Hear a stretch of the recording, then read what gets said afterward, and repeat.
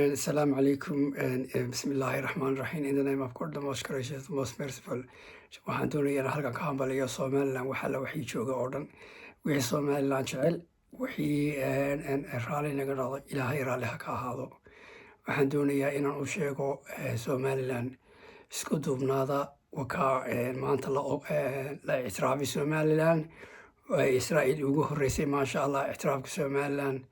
هذا يانا وفرحسن هاي هذا كيف حتى يقصوا بحكر واي فرح داودين وحندوني يا إن أشجعه ولا له نبور ما أشجعه ولا يال رباطة اللي نكون ذا وحل دوني يا إن لذيك حي ودن كينا اسكتوا من هذا استسامح لا صعنات كويشجع وحندوني يا ولا إذا كنا سامح باتين ودن كينا كصونا وطالع وقاعد ودن كيني Somaliland مين ونكسب بكصعدا وصعتها haddii Ilaahay ka dhigo waxay noqonaysaa meesha ugu fiican ee ugu quruxda badan Afrika.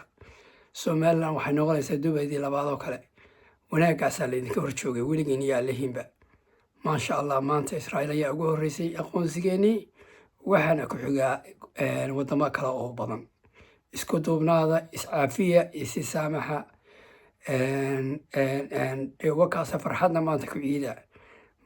heesina hashidin iyo muusigee salaad lishukr waa in la tukadaa qof kasta oo waxaa idinku beegan inaad salaad shukr aad tukataan aad Ilaahay ka cabsataan.